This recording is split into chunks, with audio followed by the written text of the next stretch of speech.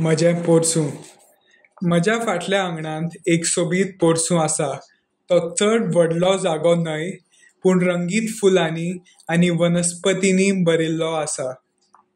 दर म्हयन्यान हांव आनी म्हजी भयण रोजां, गुलाब, शेवतीं, डेझी, आबोलीं अशीं नवीं फुलां लायता. फुलां फुलतात तेन्ना पोरसूं खूब सुंदर दिसता. टोमाटां, काकडी, गाजर, तांबडी भाजी, मिरसांगो बी आमी आमच्या पोरसांत पिकयतात. सकाळीं आमकां ल्हान सवणी, फुलपाखरू आनी म्होंवामूस दिसता.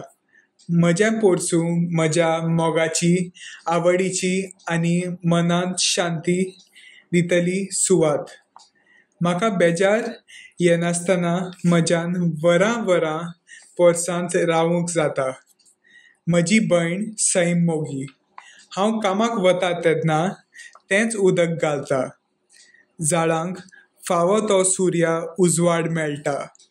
हांव म्हयन्यांत एक फावटी सारें घालतां आनी वाडून येता तें तण काडटा. काळा प्रमाण वनस्पत कशी वाडटा आनी बदलता तें पळोवन अजाप दिसता.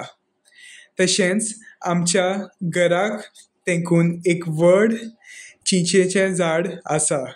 गिमाच्या दिसांनी आमच्या पोरसांत मातशी सावळी दिता आनी आमी जायते फावटी एकठांय बेंचार बसून उलयता.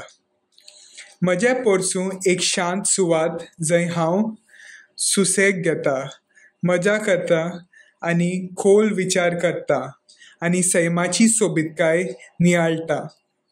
म्हज्या पोरसूचो म्हाका अभिमान दिसता आनी हीच म्हजी आवडीची सुवात.